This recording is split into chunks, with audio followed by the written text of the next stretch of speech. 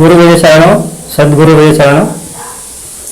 ವಿಶೇಷವಾಗಿ ನಮ್ಮ ಗುರುಗಳಾದ ಶ್ರೀ ನಾಮದೇವಗೌಡ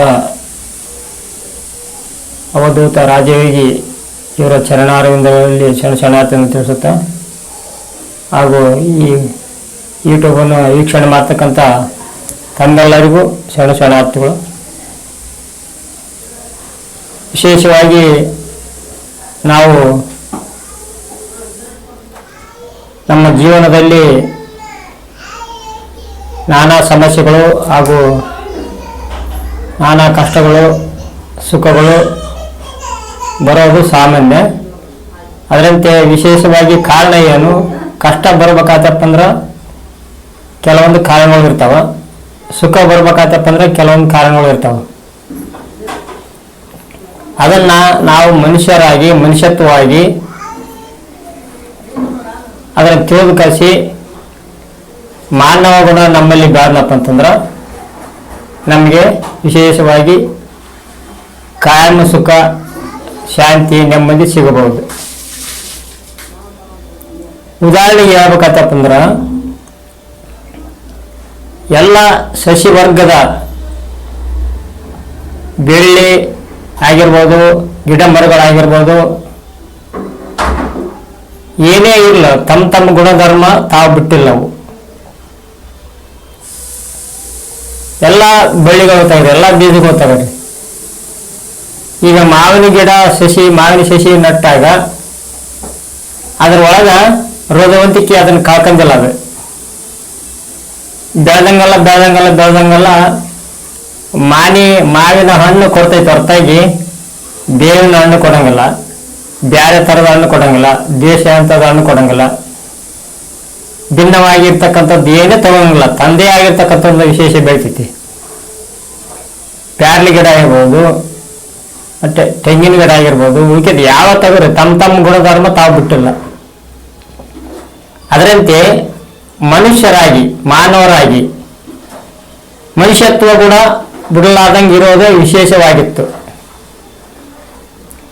ಮನುಷ್ಯತ್ವದಾಗ ಬಂದು ಮಾನವರಾಗಿ ಹುಟ್ಟಿ ಮನುಷ್ಯತ್ವದ ಕಳ್ಕೊಳ್ಳೋದು ಈ ಯಾವ ಪದ್ಧತಿ? ಈಗ ಸಹಜವಾಗಿ ಎಲ್ಲ ರೀತಿಯಿಂದ ಏನೇ ಆ ಭೂಮಿ ಮೇಲೆ ಬೆಳೆದ್ರೂ ತಮ್ಮ ತಮ್ಮ ಗುಣಧರ್ಮ ಅವು ಬಿಟ್ಟಿಲ್ಲ, ಹೃದಯವಂತಿಕೆ ಕಳ್ಕೊಂಡಿಲ್ಲ. ಯಾಕಂದ್ರ ಭಿನ್ನವಾಗಿ ಅಂತಕ್ಕಂಥ ಬುದ್ಧಿ ಅವಕ್ಕೆ ಬಂದಿಲ್ಲ. ನಾವು ಮನುಷ್ಯತ್ವದಿಂದ ಕಳ್ಕೊಳಕತ್ತಿರೋದು ಮನುಷ್ಯರು ನಮ್ಮ ಗುಣ ಬುಡಕತ್ತಿಬಿಟ್ಟಿವಿ. ಕಾರಣ ಏನು? ಯಾಕಂದ್ರ ನಮ್ಮನ್ನ ನಾವು ಅರಿಯದ ಕಾರಣ. ನನ್ನನ್ನು ನಾನು ತಿಳಿದಿದ್ದಪ್ಪ ಅಂದ್ರ ನನ್ನ ಗುಣನ ಬೆಳಿತಿದ್ವು. ನಾವು ಪರದ ಗುಣನ ಹಾಕ್ಯಂದಿವಿ, ಎತ್ತಕ್ಕಿಂದೀವಿ ನಮ್ಮ ತಿಳಿಯಕ. ಇನ್ನೊಬ್ರು ಬಂದು ಸೇರ್ಕೊಂಡು ಪ್ರೇತಾತ್ಮರಿಸಿ ನಮ್ಮ ಜೀವನವನ್ನು ನಾಶ ಮಾಡಕತ್ತೇವ. ಅವನ ನಾಶ ಮಾಡಬಾರ್ದು. ಸಮರಸದಿಂದ ಬೆಳೆದು ಸಮರಸದಿಂದ ಬದುಕಿ ಸಮರಸವಾಗಿ ಜೀವನ ನಡೆಸಿ ಮುಕ್ತಿ ಪಡಿಬೇಕೆಂಬುದೇ ಎಲ್ಲ ದಾಸರು, ಶರಣರು, ಯೋಗಿಗಳು, ಋಷಿಮುನಿಗಳು ಮಾಡಿದ ಒಂದು ಮಾರ್ಗ ಹಾಕಿಕೊಟ್ಟಿರ್ತಕ್ಕಂಥ ವಿಶೇಷ ಧರ್ಮ. ಕೆಲವು ಆಡಭಾಷೆಯಲ್ಲಿ ಹೇಳ್ತಾರೆ ಸತ್ಯಮದ ಧರ್ಮಂ ಚರ ಅಂತ. ಸತ್ಯದಿಂದ ವರ್ತಿಸ್ತಕ್ಕಂಥ ವಿಶೇಷ ಎಲ್ಲ ಕೆಲಸಗಳು ನಮ್ಮ ಒಳ್ಳೆದೇನೆ ಮಾಡ್ತಾವ. ಆ ಧರ್ಮ ಪ್ರಕಾರ ಹೋಗ್ತಪ್ಪ ಅಂತಂದ್ರ ಅದ್ರ ಧರ್ಮದಾಗ ಭಿನ್ನ ಬರ್ತಾವ. ಕ್ರೈಸ್ತ ಧರ್ಮ ಇರ್ಬೋದು, ಬೌದ್ಧ ಧರ್ಮ ಇರ್ಬೋದು, ಲಿಂಗಾಯತ ಧರ್ಮ ಇರ್ಬೋದು. ಅಂದ್ರ ಧರ್ಮದಾಗ ಭಿನ್ನ ಬರ್ತಾವ, ಮಾತ್ರ ಸತ್ಯದಾಗ ಭಿನ್ನ ಬರಂಗಿಲ್ಲ. ಸತ್ಯನೇ ಅದು. ಅದಕ್ಕೆ ಹೇಳ್ತಾರ ಸತ್ಯವಂತರ ಸಂಘವಿರಲು ತೀರ್ಥವೇತಕೆ, ನಿತ್ಯ ಜ್ಞಾನಿಯಾದ ಮೇಲೆ ಚಿಂತೆಯೇತಕೆ ಅಂತ ಅಂತಾರ ಶರಣರು. ಸತ್ಯವಂತರ ಸಂಘ ಇದ್ಬಿಟ್ರ ಯಾಕ ತೀರ್ಥಯಾತ್ರೆಗೆ ಅಡ್ಡಾಡದ ಹಾಕ್ಬೇಕೈತೆ ಅಂದ್ರ ಸಮರಸದಿಂದ ಬೆಳಬೇಕಾದ ಏನು ಕಾರಣ? ವಿಶೇಷವಾಗಿ ನಾವು ನಮ್ಮ ಮಾರ್ಗವನ್ನು ಬಿಟ್ಟಿವಿ. ಶಶಿವರ್ಗ ಪ್ರಾಣಿಗಳ ಸಮಿತಿ ತೆಗಿರಿ ತಮ್ಮ ಗುಣ ಕಳ್ಕೊಂಡಿಲ್ಲ. ಅವು ಮನುಷ್ಯ ಮಾತ್ರ ತನ್ನ ಗುಣ ತಾನು ಕಳ್ಕೊಂಡ. ವಿಶೇಷ ತಾನು ಹೆಂಗ್ ಬದುಕಿದ್ನ ಅದ್ರಂಗ ಬದುಕಿ ತಾನು ಹೆಂಗಿದ್ನ ತನ್ನ ಸ್ವರೂಪವನ್ನು ತಿಳ್ಕೊಂಡ್ ಬಂದಪ್ಪ ಅಂದ್ರ ಮನುಷ್ಯತ್ವ ಗುಣ ಬೆಳೆತಿದ್ವು. ಪ್ಯಾರ ದನ ಆಗಿರ್ಬೋದು, ಪರ ಸ್ತ್ರೀ ಆಗಿರ್ಬೋದು, ಪರ ದೈವ ಆಗಿರ್ಬೋದು, ಇನ್ನು ಎಲ್ಲ ಓಸಗಳನ್ನು ಸೇರ್ಕೊಂಡು ಮಾನವಗಳನ್ನ ಹಾಳು ಮಾಡಕತ್ತೇವೆ. ಅದ್ರಾಗ ಸಮರಸದಿಂದ ಬೆಳಿಬೇಕಾತಪ್ಪ ಅಂದ್ರ ಅಕ್ಕಮಹಾದೇವಿ ಒಂದು ವಚನದಾಗ ತನ್ನ ವಿಶೇಷ ಜ್ಞಾನವನ್ನು ಕೊಟ್ಟಾಳ. ಅದು ಏನದು ವಚನ ಅಂತಂದ್ರ, ಅಂಗ ಲಿಂಗ ಮುಖದಲ್ಲಿ ಅರ್ಪಿಸಿ ಅಂಗ ಅನಂಗವಾಯಿತು, ಮನ ಅರಿವಿಂಗರ್ಪಿಸಿ ಮನ ಲಯವಾಯಿತು, ಭಾವ ತೃಪ್ತಿಗರ್ಪಿಸಿ ಭಾವ ಬಯಲಾಯಿತು. ನೋಡ್ರಿ, ಅಂಗ ಮನ ಭಾವ ಅಳಿದ ಕಾರಣ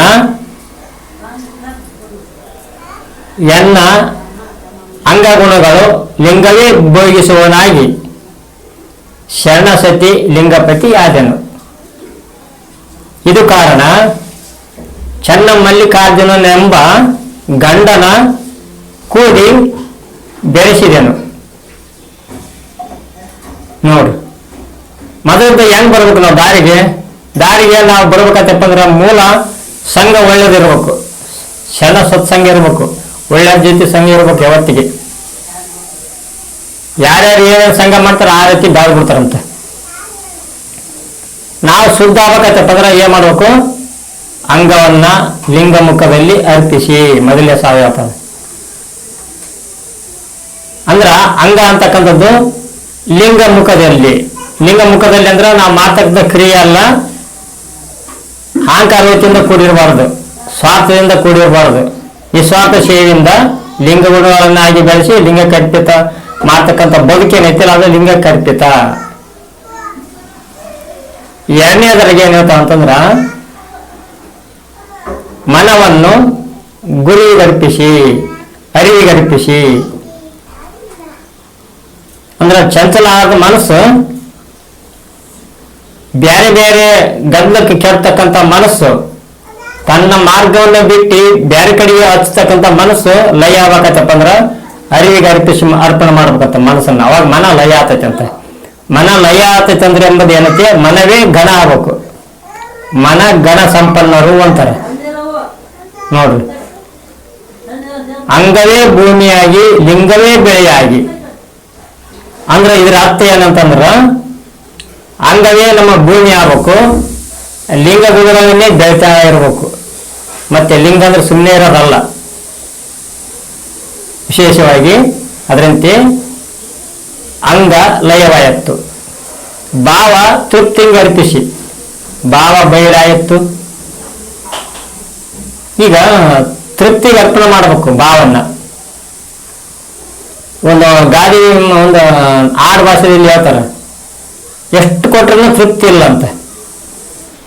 ಏನ್ ಬ್ಯಾಡ್ ಬರೋ ಮರ ಒಟ್ಟ ಏನು ಕೊಟ್ಟರು ಒಟ್ಟ ತೃಪ್ತಿ ಇಲ್ಲ ಮನುಷ್ಯಗಂತಾರ. ತೃಪ್ತಿ ಅಂದ್ರ ಸಾಕನ್ನೋದು, ನಿಸ್ವಾರ್ಥ. ನಾವಿಲ್ಲಿಗೆ ಏನೇ ಬೇಡಲು ನಮ್ಮ ಹಿತಕ್ಕಾಗಿ ಸಾಕು, ಹೆಚ್ಚಿನ ಆಸೆ ಬೇಡ ಅಂತ. ಸಾಕನ್ನೋದೇ ವಿಶೇಷ ತೃಪ್ತಿ. ಅದಕ್ಕೆ ತೃಪ್ತಿಯಿಂದ ಬದುಕಬೇಕಂತ ಜೀವನ. ಭಾವನ್ನ ತೃಪ್ತಿಗೆ ಅರ್ಪಿಸಿ ಭಾವ ಬಯಲಾಯಿತು. ನೋಡ್ರಿ, ಈ ಮೂರು ಅಂಗ ಮನ ಭಾವ ಅಳಿದ ಕಾರಣ, ಅಂಗ ಮನ ಭಾವ ಅಳಿದ ಕಾರಣ ಕಾಯ ಅಕಾಯವಾಯಿತು. ಯಾವತ್ತಿಗೆ ಮಾನವರು ಶರಣರು ಸಂತರು ಅಕಾಯದಿಂದ ಬದುಕ್ಯಾರ. ಕಾಯ ಇಲ್ಲ, ಯಾವುದ್ರಾಗಿಲ್ಲ, ಅನ್ಯಾಯದಾಗಿಲ್ಲ, ಒಳ್ಳೆ ತಂದಾಗೈತೆ, ಅಧರ್ಮದಾಗಿಲ್ಲ, ಧರ್ಮದಾಗೈತಿ, ಅಸತ್ಯದಾಗಿಲ್ಲ, ಸತ್ಯದಾಗೈತಿ. ಏನು ಕಾಯ, ಲೌಕಿಕಕ್ಕ ಅಕಾಯವಾಗಿ ಬದುಕಿದ್ರಂತೆ.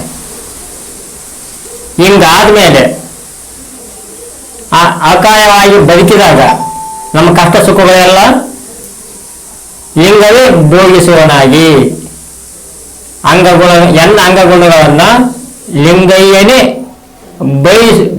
ಭೋಗಿಸುವನಾಗಿ ಅಂದ್ರ ನಮ್ಗೆ ಏನೇ ಇದ್ರೂ ಅಂಗ ಮತ್ತೆ ಲಿಂಗ ಸಮರಸವಾಗಿ ಇದ್ದಾಗ ಏನಿದ್ರು ಲಿಂಗೈಗೆ ಆತ ಬುಗಿಸಕತ್ತೇನ. ಹಿಂಗಿದ್ದಾಗ ಮಾತ್ರ ಶರಣಸತಿ ಲಿಂಗಪತಿ ಯಾದೇನು, ಅವಾಗ ಆಗಕ್ಕೆ ಬರ್ತಂತ ಶರಣಸತಿ ಲಿಂಗಪತಿ ಅಂತ. ಲೌಕಿಕದಾಗ ಮದುವೆ ಆದ್ಮೇಲೆ ಮಕ್ಕಳಾದ್ರ, ಅಲೌಕಿಕದಾಗ ಮಕ್ಕಳಾದ್ಮೇಲೆ ಮದುವೆ. ಏನಿದ್ರ ಅಂತಂದ್ರ ಬಹಿರಂಗ ಲೌಕಿಕದ ಎಷ್ಟು ಅಪೋಸಿಟ್, ಎಷ್ಟು ವಿರುದ್ಧ ಇರ್ತಾವ ನೋಡ್ರಿ. ಅಂತರಂಗದಾಗ ಮಕ್ಕಳಾದ್ಮೇಲೆ ಅಂದ್ರೆ ಐತಿ ಜ್ಞಾನ, ನಿಜವಾದ ಜ್ಞಾನ ಬಂದಾಗ. ಲೌಕಿಕ ಎಲ್ಲ ಹೋರಾಡಿ ನಮ್ದು ಸಂಬಂಧಿಕರು ಅವರು ಇವರು ಬೀಗರು ಬಿದ್ದಿರು ಅಂತ ಎಲ್ಲ ರೀತಿಯಿಂದ ಹೋರಾಡಿದಾಗ ಎಲ್ಲ ಅವರಿಂದ ಸುಖ ಸಿಗೋಲ್ಲ. ಕಷ್ಟ ಬಂದಾಗ ಅವಾಗ ಅನುಭವ ಬರ್ತೈತಂತ, ಅವಾಗ ಜ್ಞಾನ ಬರ್ತೈತಂತ. ಯಾರು ನಮ್ಮವರಲ್ಲ, ನನಗೆ ನಾನೇ ಕಾರಣ ಅಂತ ನಿಜವಾದ ಜ್ಞಾನ ಬರ್ತಲ್ಲ, ಅದು ಮಗ. ಆ ಮಗ ಹೋಗಿ ನಮ್ಮನ್ನು ಕರ್ಕೊಂಡು ಹೋಗಿ ಶರಣ ಸತಿ ಲಿಂಗಪತಿ, ನಿರಾಕಾರ ಅವಸ್ಥೆ ಐತಲ್ಲ ಅದೇ ಗಣಪತಿ. ಈ ಶರೀರ ಹೆಣ್ಣಾಗಲು ಗಂಡಾಗಲು ಸಂಬಂಧದಲ್ಲಿ ಶರೀರ ಸತಿ. ಅಕ್ಕಮದೇವಿ ಹೇಳ್ತಾರ ಇಷ್ಟೆಲ್ಲ ಮೂರು ಅಂಗ ಮನ ಭಾವ ಇವು ಒಳ್ಳೆದಾಗ ಮಾತ್ರ ಅವೆಲ್ಲ ಕಾಯ ಅಕಾಯ ಆಗ್ತದಂತ. ವಿಶೇಷವಾಗಿ ನಾವು ಬದುಕಕ್ಕ ವಿಶೇಷ ಆ ಅನುಭವ ಬರ್ತೈತಂತ.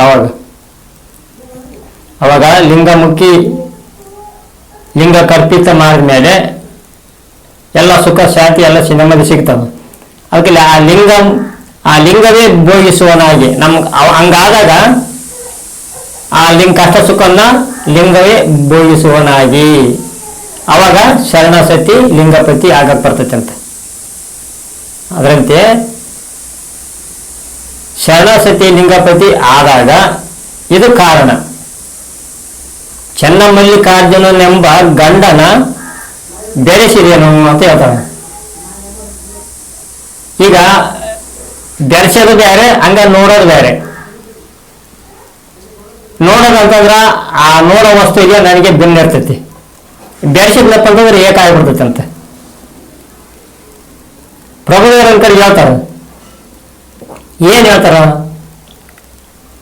ಆಸರವಾಯಿದ್ದು ಬೇಸರವಾಯಿತು ಒಲ್ಲೆ ಬಲ್ಲನಾಗಿ,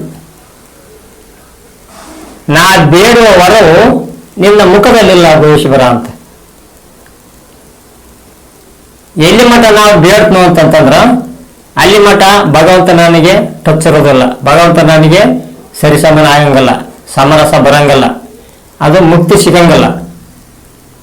ಅವ್ರು ಹೇಳ್ತಾರ, ಅವರು ಭಗವಂತ ನೀ ಕೊಟ್ಟದ್ದೆಲ್ಲ ಎಂದೂ ಎಲ್ಲ ಕೆಡೋದು. ಆಸರವಾಗಿದ್ದು ನನಗೆ ನಿಮ್ಗೇನು ನಿಮ್ಮ ಕಡೆಯಿಂದ ಪಡೆದಿರ್ತೀನಲ್ಲ ಅದೊಂದು ಎಂಜನೋದು ಕೆಡೋದು. ಅದಕ್ಕೆ ನಾನು ಬಲ್ಲೆ, ಅದಕ್ಕೆ ಒಲ್ಲೆ. ಅಂದ್ರ ನಾ ಬೇಡುವ ವರವು ನಿನ್ನ ಮುಖದಲ್ಲಿಲ್ಲ ಗೋಶ್ವರ ಅಂತ. ಅಂದ್ರೆ ನಾನೇನನ್ನ ಬೇಡಕ್ಕೆ ಹೋದ್ಮೇಲೆ ಇಬ್ರು ಆಗ್ಬಿಡ್ತೀವಿ, ನಾವು ಸಮರಸ ಆಗಂಗಲ್ಲ, ಬೆಳಕ್ ಬರಂಗಲ್ಲ. ಅದರಂತೆ ವಿಶೇಷವಾಗಿ ಅಕ್ಕಮ್ಮದೇವಿ ಇಲ್ಲಿ ಏನ್ ಹೇಳ್ತಾರ ಅಂತಂದ್ರ, ಚೆನ್ನಮಲ್ಲಿಕಾರ್ಜುನನೆಂಬ ಗಂಡನ ಒಳ ಒಕ್ಕು ಬೆರೆಸಿದನು. ಹೊರಗೆ ನಾವೆಲ್ಲ ರೇ ಮಾಡಕತ್ತೀವಿ, ಹೊರಗೆ ಮಾಡಕತ್ತೀವಿ ಪೂಜೆ. ಎಷ್ಟೋ ಗುಡಿ ಕಟ್ಟಿಬಿಟ್ಟು ಜಗತ್ತಿನ ತುಂಬ ಎಲ್ಲ ಊರು ತುಂಬ ಎಷ್ಟೋ ದೇವರಾಗ್ಬಿಟ್ಟಾವ. ಅಡಿಗೊಂದು ದೇವರು, ಮನೆಗೊಂದು ದೇವರು. ನಮ್ಮನ್ನು ನಾವು ಮರ್ತು ನಾನೇ ದೇವ್ರ ಅಂಬದು ಮರ್ತು.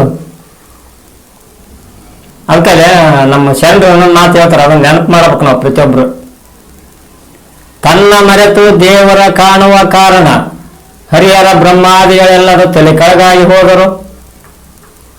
ಆ ದೇವರ ಮರೆತು ತನ್ನ ತಾನು ಅರ್ಥ ತಾನೇ ದೇವ ನೋಡ ಅಂಬಿಗ ಚೌಡಯ್ಯ ಅಂತ.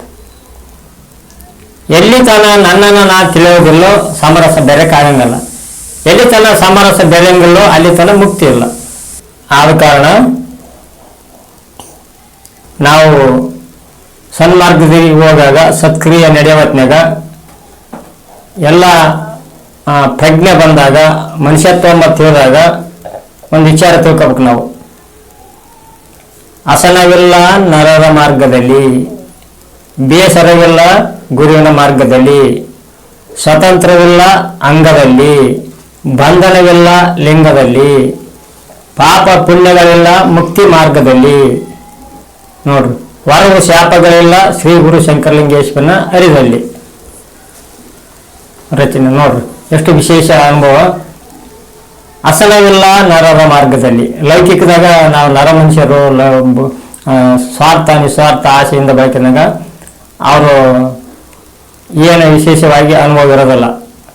ಅವ್ರು ಕೂಡ ಮಾತಾಡೋದನ್ನ ಬೇಡ. ಮೇಲತ್ತು ಬೇಸರವಿಲ್ಲ ಗುರುವಿನ ಮಾರ್ಗದಲ್ಲಿ.